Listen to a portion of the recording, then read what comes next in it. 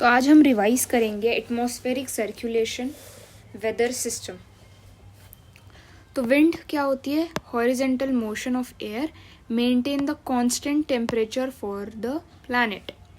Vertical rising of moist air get cooled, cloud बनते हैं, फिर प्रिसिपिटेशन होती है उस क्लाउड से, air expand on heating and get compressed on cooling. अब एटमॉस्फेरिक प्रेशर मतलब क्या होता है? तो फोर्स पर यूनिट एरिया और total weight of a column of air पर unit area from the mean sea level of the top of the atmosphere, it express in the unit of millibar में।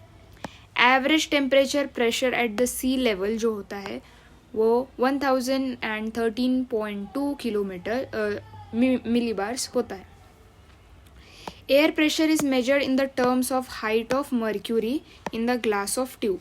ये एक ऐसा कुछ होता है, इसमें कुछ टेम्परेचर होता है, तो ये मर्क्यूरी जितना ऊपर जाएगा वो उतना टेम्परेचर वो शो करता है। Decrease with the increasing latitude, atmosphere decrease with increasing latitude. Half of the total atmospheric pressure is confined to the height of 1800 feet. Air at the surface is denser and has high pressure. Wind moves from high pressure to low pressure. Why peoples are not crushed by the atmospheric pressure? Because air जो होती है अपने अंदर की body का, तो जो air and water होता है हमारे अंदर बॉडी में, वो इक्वली आउटवर्ड प्रेशर डाल रहा होता है, इसलिए वो बैलेंस हो जाता है। बाहर एटमॉस्फेरिक प्रेशर और अपने बॉडी का प्रेशर एक दूसरे का काउंटर करते हैं, तो वो बैलेंस हो जाता है। वेरिएशन ऑफ एटमॉस्फेरिक प्रेशर, तो डेली वेरिएशन क्या है? तो डेली वेरिएशन जो होता है वो कंट्रोल होता है by heating and cooling of surface, और role of insulation, heating and radiation and cooling. ठीक है, तो मोर ये सबसे ज़्यादा होता है tropical and sub tropical area में, और वीक होता जाता है towards the pole. Seasonal variation, ये change in pressure during summer and winter. ठीक है, लार्जेस्ट वेरिएशन इन ट्रॉपिकल और सब ट्रॉपिकल में होता है, और स्मॉलेस्ट वेरिएशन होता है ट्रॉपिकल जोन में, इक्वेटोरियल जोन में। Also determined by the size of continent and seasonal shift of the pressure belt.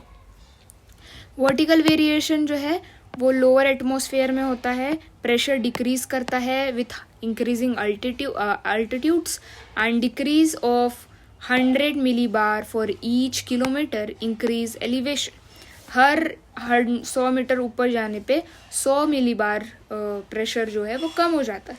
Vertical pressure gradient जो होता है वो बहुत ज़्यादा होता है as compare to horizontal pressure gradient, but generally balance by the opposite gravitational force की वजह से वो बैलेंस हो जाता है। फिर है rising air pressure indicates fine and settle weather, और फॉलिंग एयर प्रेशर जो होता है वो अनस्टेबल और क्लाउडी वेदर होता है। Horizontal distribution of air pressure and air pressure belts, तो जो आइसोबार्स होते हैं वो लाइन होती है जो कि कनेक्ट करती है इक्वल प्रेशर एरियाज को, and the highest and lowest pressure of any given pressure system is present in the centre of the isobar. ठीक है, प्रेशर बेल्ट्स जो होते हैं वो दो कैटेगरीज में बटे होते हैं, एक होते हैं थर्मली इंड्यूस प्रेशर बेल्ट और दूसरे होते हैं dynamically induce pressure belt. Thermally induce कौन से होता है? इक्वेटोरियल होता है और पोलर हाई होता है, और डायनामिक कौन से होते हैं? सब ट्रॉपिकल होते हैं एंड सब पोलर होते हैं। अब इन सब को एक एक करके पढ़ेंगे। तो इक्वेटोरियल लो प्रेशर बेल्ट जो होती है वो 5 degree north and 5 degree south latitude में होती है।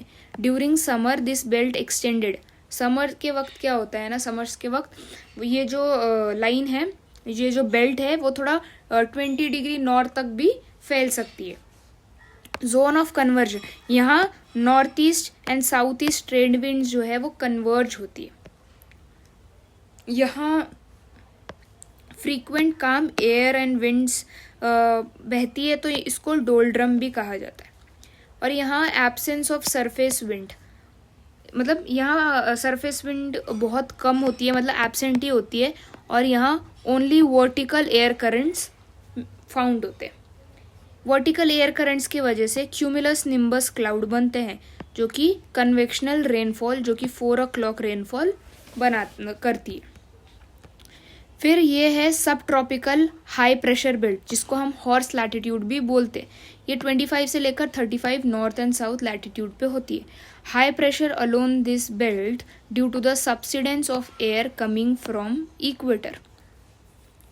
जो यहाँ राइज होती है ना एयर इक्वेटोरियल लो में, वही एयर जाके सिंक करती है सब ट्रॉपिकल हाई में और तो वहाँ जाके हाई प्रेशर बनाती है। Subsiding air warm and dry, moisture of the hot deserts are along this belt on a western side of the continent. तो एंटी साइक्लोनिक काम कंडीशन क्रिएट करती है, ठीक है, एंटी साइक्लोनिक कंडीशन क्रिएट करती है जो कि काम कंडीशंस होती है और एटमॉस्फेरिक स्टेबिलिटी बनाए रखती है क्योंकि यहाँ रेनफॉल और क्लाउड फॉर्मेशन नहीं होता। अब हम पढ़ेंगे सब पोलर लो प्रेशर बेल्ट के बारे में। तो ये फाउंड होती है 60 से 65 नॉर्थ एंड साउथ लैटिट्यूड में, जो कि डायनामिकली बनता है, ठीक है ना, टेम्परेचर से नहीं बनता, ये डायनामिकली बनता है। क्यों? क्योंकि ये आता है इन्फ्लुएंस अंडर कोरियोलिसिस 4 और एसेंट ऑफ एयर। यहाँ एयर क्या करती है? एसेंट करती है। अब as a result convergence of westerlies होती है और पोलर ईस्टलीज का यहाँ कन्वर्जन होता है और फिर वो राइज कर जाती है। राइज करके ये इधर से राइज करेगी और फिर यहाँ आके सिंक कर जाएगी और यहाँ आके सिंक कर जाएगी, ठीक है, जैसे कि इस डायग्राम में पढ़ सकते हैं। ये यहाँ ऐसे ही कन्वर्ज हुई और फिर ये यहाँ के वापस गिर जाएगी और ये यहाँ के वापस गिर जाएगी, ठीक है, तो वापस वो हाई प्रेशर उधर बना देगी। यहाँ एक्स्ट्रा ट्रॉपिकल साइक्लोन्स बनते हैं, ठीक है। अब पोलर हाई प्रेशर बेल्ट बनते हैं। पोलर हाई प्रेशर बेल्ट जो होते हैं यहाँ इंसुलेशन कम होती है, इसलिए टेम्परेचर कम होता है और इसलिए यहाँ हाई प्रेशर बेल्ट होती है। अब कौन कौन सी फोर्सेस है जो अफेक्ट करती है वेलोसिटी और डायरेक्शन ऑफ विंड्स, ठीक है। तो सबसे पहली है pressure gradient force, the rate of change of pressure with the distance, ठीक है, और simply the difference of pressure between two places. यहाँ हाई प्रेशर है, यहाँ लो प्रेशर है, तो ये जो ग्रेडियंट बना ना, जो हवा यहाँ से हाई प्रेशर से लो प्रेशर जाएगी, वो ग्रेडियंट हो गया, ठीक है। क्लोजली शेप अगर आइसोबार्स हो तो वहाँ स्ट्रॉन्ग प्रेशर ग्रेडियंट बनता है और विंड्स क्या करती है? फास्ट मूव करती है। और जहाँ क्लोजली वाइडली स्पेस बहुत खुली खुली आइसोबार्स बनेगी वहाँ वीक प्रेशर बनता है और वहाँ स्लो विंड्स मूव करती है। Direction of pressure gradient force is high pressure से लेके टूवर्ड्स द लो प्रेशर, और जो प्रेशर ग्रेडियंट होता है वो परपेंडिकुलर होता है आइसोबार का और वो इनवर्सली रिलेटेड होता है टेम्परेचर को। अब फ्रिक्शनल फोर्स के बारे में पढ़ेंगे। जो फ्रिक्शनल फोर्स होती है वो resistance of the ground water and surface over which blow the winds. तो वाटर या ग्राउंड सरफेस पे ये फ्लो करती है जो कि रेसिस्टेंस पैदा करती है। Greatest at the surface and it influence the extend up to the height of 1 से लेकर 3 किलोमीटर तक ये इन्फ्लुएंस करती है। और इट इज़ मिनिमल, ये सी फ्लोर पे बहुत ज़्यादा मिनिमल होती है और एक सबसे ज़्यादा होती है फॉरेस्ट एंड सिटीज़ में। रिड्यूस करती है विंड स्पीड को और कोरियोलिसिस फोर्स को। अब कोरियोलिसिस फोर्स के बारे में पढ़ते हैं। ये रोटेशन ऑफ द अर्थ के वजह से डिफ्लेक्शन क्रिएट होता है विंड के डायरेक्शन में। ड्यू टू दिस इफेक्ट जो विंड्स होती है वो डिफ्लेक्ट हो जाती है राइट में इन नदर्न हेमिस्फीयर और लेफ्ट में in southern hemisphere. They're directly proportional to the angle of latitude and act perpendicular to the pressure gradient force. ज़्यादा higher the pressure gradient higher the wind speed. जितनी ज़्यादा pressure gradient होगी उतनी ज़्यादा wind speed होगी और largely इन deflection wind direction. जो wind का डिफ्लेक्शन होता है वो डज नॉट इंक्रीज और डिक्रीज द विंड स्पीड। तो ये जो डिफ्लेक्शन होता है ना वो सिर्फ डिफ्लेक्ट करती है। विंड की स्पीड कौन डिटरमाइन करता है? वो करता है प्रेशर ग्रेडियंट फोर्स। कोरियोलिसिस फोर्स सिर्फ उसका डायरेक्शन डिसाइड करता है। मैक्सिमम होती है पोल में और एब्सेंट होती है ऑन इक्वेटर में, क्योंकि और इक्वेटर में एब्सेंट होती है, इसलिए यहाँ साइक्लोन नहीं बनते, क्योंकि ये साइक्लोन बनने के लिए विंड को डिफ्लेक्ट होना पड़ता है और वो इक्वेटर में डिफ्लेक्ट नहीं हो पाती, क्योंकि उधर कोरियोलिसिस फोर्स ही नहीं है, इसलिए वहाँ साइक्लोन नहीं बनते।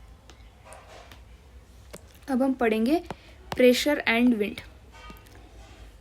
तो प्रेशर एंड विंड सिस्टम क्या है? 2 से लेकर 3 किलोमीटर अबव जो अपर एटमॉस्फेयर है वहाँ ना फ्रिक्शन होती है, तो वहाँ जो विंड होती है ना वो कंट्रोल होती है कोरियोलिसिस फोर्स के द्वारा और प्रेशर ग्रेडियंट के द्वारा। तो अभी जियोस्ट्रॉफिक विंड क्या होती है? जब isobar are straight and when there is no friction, जब आइसोबार बहुत स्ट्रेट मूव कर रहे हैं और वहाँ फ्रिक्शन नहीं है, तो pressure gradient balance the Coriolis force. जैसे हम लोग इधर पढ़ डायग्राम है, तो ये जो प्रेशर ग्रेडियंट है ना वो बैलेंस किससे हो जाती है? कोरियोलिसिस फोर्स से बैलेंस हो जाती है। तो जो विंड है जो कि राइट में ऐसी घूमनी चाहिए वो डायरेक्ट सीधी घूमने लग जाती है, ठीक है, परपेंडिकुलर घूमने लगती है कोरियोलिसिस फोर्स के। क्यों? Force result wind blow parallel to the isobars, वो घूमने लगती है। तो साइक्लोनिक सर्कुलेशन अगर बनता है तो विंड सर्कुलेशन जो होगा वो अराउंड लो प्रेशर होगा, और एंटी साइक्लोनिक सर्कुलेशन बन रहा है तो जो वो विंड सर्कुलेशन होगा वो हाई प्रेशर होगा। साइक्लोनिक सर्कुलेशन जो होता है उसमें लो प्रेशर बनता है और क्लाउड्स फॉर्म होते हैं, और एंटी साइक्लोनिक जो होता है वो ड्यू टू हाई प्रेशर बनता है और वो क्लियर स्काई बनाता है। Generally low pressure area and area converges rise over high pressure area, the air subside from above and diverge at the surface. General circulation of atmosphere, तो कौन कौन से फैक्टर्स है? पहला हो गया लैटिट्यूड वेरिएशन, दूसरा हो गया इमर्जेंस ऑफ प्रेशर बेल्ट, तीसरा हो गया migration of belt following path of sun, fourth हो गया distribution of ocean and continent, और फिफ्थ हो गया रोटेशन ऑफ द अर्थ। ठीक है, और ये भी समझ लो कि नॉर्थ हेमिस्फीयर में क्या होता है, जो साइक्लोनिक कंडीशंस बनती है वो एंटी क्लॉकवाइज बनती है, और जो सदर्न हेमिस्फीयर में साइक्लोनिक कंडीशंस होती है वो क्लॉकवाइज बनती है। ठीक है, आगे जा कर के मैं इसको अच्छे से एक्सप्लेन करूँगी। कहाँ गया वो है? आगे है, मैं एक्सप्लेन करूँगी अच्छे से। हाँ, ये देखो, ये है, ये जो नदर्न हेमिस्फीयर में साइक्लोन बनते हैं वो एंटी क्लॉकवाइज होते हैं, और जो सदर्न हेमिस्फीयर में साइक्लोनिक कंडीशंस होती है वो क्लॉकवाइज होती है। नदर्न हेमिस्फीयर में जो एंटी साइक्लोनिक कंडीशंस होती है वो क्लॉकवाइज चलती है, और सदर्न हेमिस्फीयर में जो एंटी क्लॉकवाइज होती है वो एंटी साइक्लोनिक कंडीशंस जो होती है वो एंटी क्लॉकवाइज चलती है। ठीक है, तो ये सारी चीज़ें हो गई, फैक्टर्स भी हमने पढ़ लिए।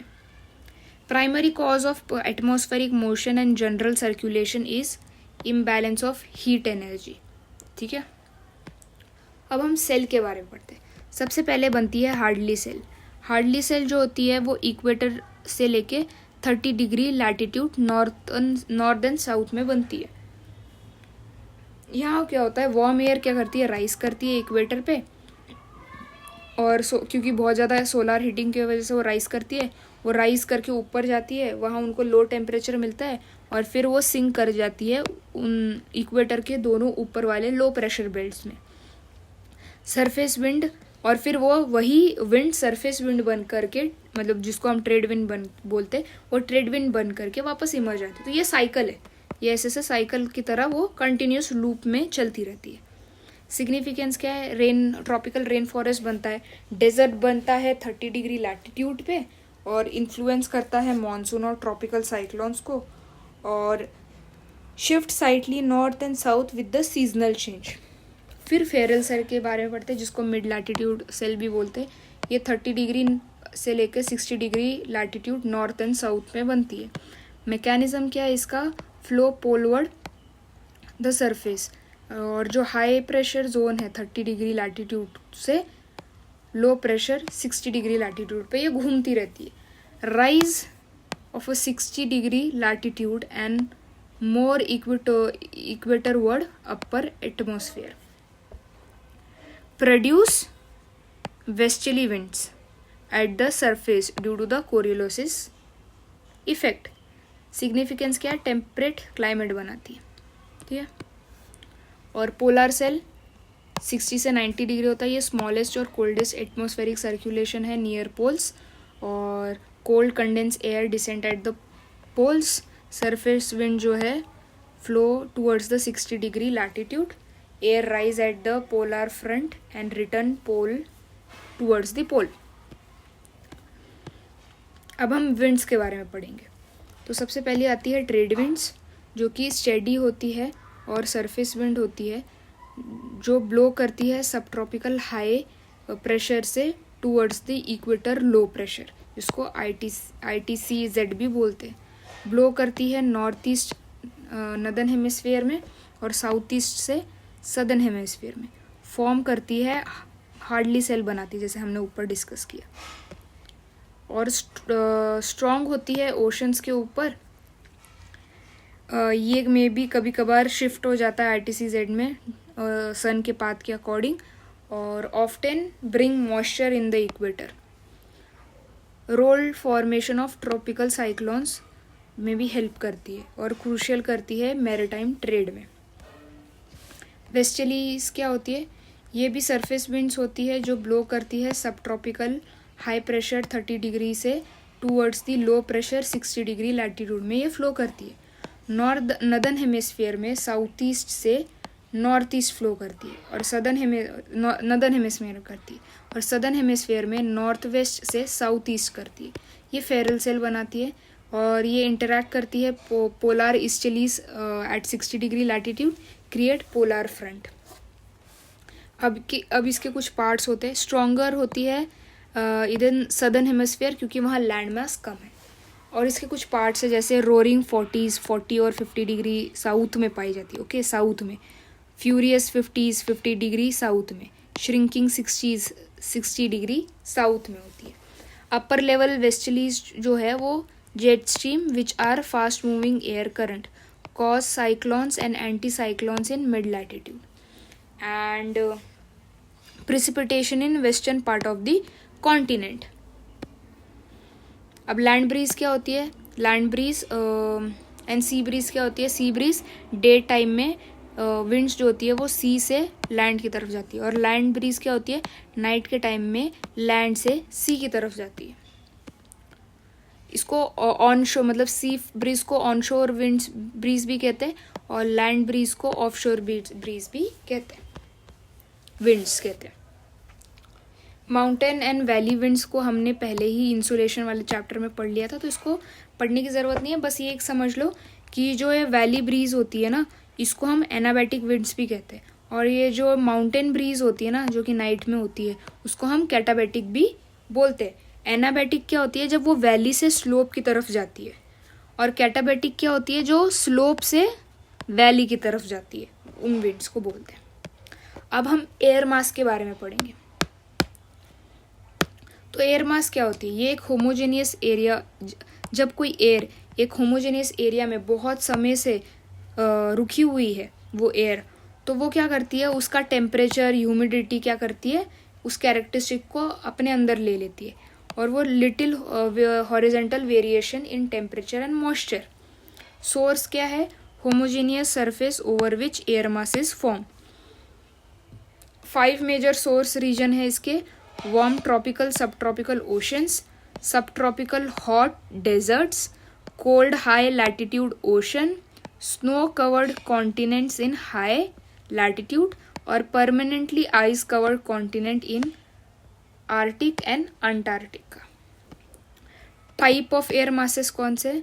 Maritime tropical, continental tropical, maritime polar, continental polar, continental Arctic, continental Antarctic और maritime equator. Cold air mass, warm air मास। कोल्ड एयर मास जो होती है वो इंस्टेबिलिटी और एटमॉस्फेरिक टर्बुलेंस करती है, और वार्म जो होती है वो स्टेबल वेदर कंडीशंस बनाती है। फ्रंट्स क्या होते हैं? ये 3D बाउंड्री जोन्स होते हैं, जो कि 2 डिफरेंट एयर मास के कन्वर्ज या मीट करने से बनती है। ये फीचर्स मिड लैटिट्यूड्स में ज़्यादा बनते। और फ्रंटोजेनेसिस क्या होता है? Formation of fronts, war between two air mass. और फ्रंटोलाइसिस क्या होता है? Dissipation of a front, one air mass wins. Frontogenesis का डायरेक्शन क्या है? तो नॉर्दर्न हेमिस्फीयर में क्लॉकवाइज डायरेक्शन, सदर्न हेमिस्फीयर में नॉर्दर्न हेमिस्फीयर में एंटी क्लॉकवाइज और सदर्न हेमिस्फीयर में क्लॉकवाइज डायरेक्शन। और वो हमेशा क्लाउडीनेस और प्रिसिपिटेशन ही फॉर्म करती है, और ये हमने डिस्कस कर चुका है। ठीक है, अब हम पढ़ेंगे फ्रंट्स के बारे में। तो कोल्ड फ्रंट्स वार्म फ्रंट्स क्या होती है? Movement of warm air mass over cold air mass. Front dissipate begins when warm air mass completely sit over the cold air mass. Moderate to gentle precipitation होती है, और temperature and wind direction change करता है gradually. और cloud कौन से बनाती है? cirrus, stratus और nimbus. Precipitation over large area for several hours. Cold fronts क्या होते हैं? ये जब कोल्ड एयर मास रिप्लेस करता है वार्म एयर मास को by advancing into it. Cold fronts जो होते हैं वो मूव करते हैं बहुत ज़्यादा quickly as compare to warm fronts. Frontogenesis क्या होता है? When the warm air mass is completely uplifted. Warm air mass क्या करती है? पूरी तरह से ऊपर उठ जाती है। शार्प वेदर चेंज क्रिएट करता है, जिसमें थंडर स्टॉर्म, टोरेंडोस, ये सारे अकर्स होते हैं। एट एक्चुअल फ्रंट निम्बस ये सारे क्लाउड्स फॉर्म होते हैं। ठीक है, स्टेशनरी फ्रंट्स क्या होते हैं? जब दो एयर मास एक दूसरे से जीत नहीं पाते या एक दूसरे को पुश नहीं कर पाते, तो वो एक बाउंड्री क्रिएट करते हैं, कॉन्स्टेंट बाउंड्रीज। और बोथ साइड में विंड मोशन जो होता है वो पैरेलल टू द फ्रंट होता है, और प्रेसिपिटेशन, क्लाउडीनेस और टेम्परेचर कॉन्ट्रास्ट बना रहता है। अक्लूटेड फ्रंट्स क्या होता है? जो वार्म एयर मास है वो दो कोल्ड एयर मास, ये कोल्ड एयर मास, ये दो कोल्ड एयर मास, इनके बीच में जब वार्म एयर मास फंस जाता है ना, उसको अक्लूटेड फ्रंट कहते हैं। और वो क्या करते हैं? वार्म एयर मास को पूरी तरह से उठा देते हैं कि वो सरफेस कांटेक्ट ही तोड़ देते हैं उसका। Temperature drops at the edge the warm air mass is occluded और cut off and usually form a mature low pressure area, can bring strong winds and heavy precipitation, common in western Europe. ठीक है, अब हम पढ़ेंगे tropical cyclones के बारे में।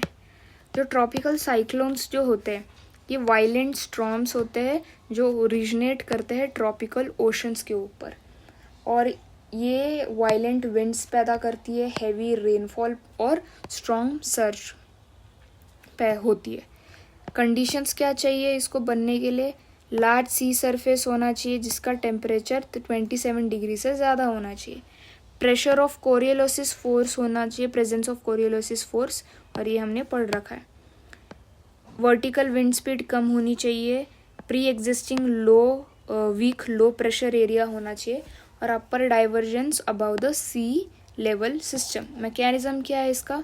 Evaporation होता है वार्म ओशन पर, वार्म मॉइस्ट एयर राइज करती है, फिर कंडेंस करती है, रिलीज करती है हीट को, और प्रेशर डिक्रीज होता है। तो प्रेशर जब डिक्रीज होता है तो सारी एयर्स क्या करती है? इधर लो प्रेशर बना, यहाँ से सारी विंड्स आके उस लो प्रेशर के पास आने लग जाएगी, और फिर कोरियोलिसिस फोर्स की वजह से वो डिफ्लेक्ट हो जाएगी। तो नॉर्दर्न हेमिस्फीयर में वो एंटी क्लॉकवाइज चलेगी। क्या करेगी? वो एंटी क्लॉकवाइज चलेगी, और सदर्न हेमिस्फीयर में क्लॉकवाइज चलेगी। ठीक है, और ट्रेड विंड्स और कोरियोलिसिस फोर्स क्या करती है? उसको वेस्टवर्ड कर्व करके कर देती है, तो उससे क्या बनता है? ट्रॉपिकल साइक्लोन बनता है।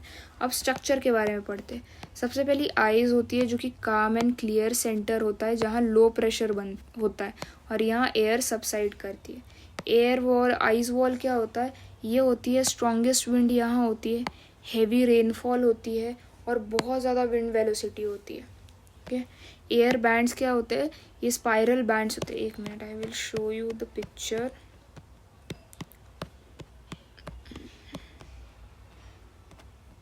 पिक्चर नहीं है यहाँ, आप लोग खुद सर्च करके देख लेना, ठीक है। ये स्पाइरल बैंड्स बनाती है जिस ऑफ रेन जहाँ थंडर स्टॉर्म होता है। हाँ, cyclonic crossing 20 degree north latitude most destructive होते हैं। लैंडफॉर्म साइक्लोन, तो जहाँ tropical cyclone cross coast and get weakened, जब कोस्ट आ जाती है ना तो ट्रॉपिकल साइक्लोन क्या होता है, कमज़ोर हो जाता है। क्यों? क्योंकि वो सिर्फ और सिर्फ ओशन वाटर पे ही अच्छे से काम कर पाता है। इसका डायमीटर जो होता है वो 600 किलोमीटर से लेकर 1200 किलोमीटर तक होता है over bay of Bengal, Arabian sea and Indian ocean. Diameter at circulating system of tropical cyclone is 150 kilometre से लेकर 250 किलोमीटर तक होता है। मूवमेंट जो होती है वो 300-500 किलोमीटर पर डे के स्पीड से वो भागती है। कुछ ट्रॉपिकल साइक्लोन्स के नाम है, जैसे इंडियन ओशन में उसको साइक्लोन बोलते हैं, एटलांटिक ओशन में उसको हरिकेन्स बोलते हैं, साउथ चाइना सी में उसको टाइफून बोलते हैं, वेस्ट ऑस्ट्रेलिया में उसको विली विलीज बोलते हैं और फिलीपींस में बोइगो बोलते हैं, ठीक है। अब हम पढ़ेंगे last topic, extra tropical cyclones, जिसको हम टेम्परेट साइक्लोन्स भी बोलते हैं। Large low pressure system formed in the mid latitude and drive by the temperature difference. Temperature difference की वजह से ये टेम्परेट साइक्लोन बनता है। इंटरैक्शन होता है वार्म एयर मास और कोल्ड एयर मास का, और जेट स्ट्रीम जो होती है वो प्रोवाइड करती है अपर लेवल सपोर्ट, और कोरियोलिसिस फोर्स क्या करता है, उसको रोटेट कर देता है। मैकेनिज्म क्या है, वार्म और कोल्ड एयर मास कन्वर्ज करती है, राइज करती है वार्म एयर मास और सिंक करता है cold air mass at centre, और रोटेटिंग सिस्टम फॉर्म हो जाता है। फ्रंट्स डेवलप होता है और साइक्लोन मैच्योर होके फिर वो डिसिपेट हो जाता है। टेम्परेट साइक्लोन्स जो होते हैं वो फॉर्म होते हैं अलोन पोलर फ्रंट, और वो कौन कौन से क्लाउड बनाते हैं, क्यूमुलस क्लाउड बनाते हैं। इम्पैक्ट क्या होता है, हेवी रेनफॉल होती है, स्ट्रॉन्ग विंड, पोटेंशियल फ्लडिंग होती है और स्नो स्टॉर्म्स होते हैं। अभी थंडर स्टॉर्म क्या होता है और टॉर्नेडोज क्या होता है। तो थंडर स्टॉर्म जो होता है वो इंटेंस कन्वेक्शन की वजह से होता है on moist hot days, well grown cumulus cloud बनाता है, और क्लाउड जब रीच कर जाता है ज़ीरो टेम्परेचर में तब वो हिल स्टॉर्म्स भी प्रेसिपिटेट करता है, और डस्ट स्टॉर्म्स भी बनाता है जब वो इनसिग्निफिकेंट मॉइस्चर होता है उसमें तब। Heavy rainfall and mostly cover on ground. Tornadoes क्या होते हैं, तो टोर्नेडोज होते हैं स्पाइरल विंड्स होती है from extending from thunder storms और causing massive destruction, look like a trunk of elephants and generally occur in mid latitude, और इसको वाटर स्प्राउट भी कहते हैं अगर वो सी के ऊपर बने तो। ये कंपैरिजन है ट्रॉपिकल साइक्लोन का, तो आप इसको पॉज करके पढ़ सकते हैं। ये कुछ डायग्राम्स है, तो ये चैप्टर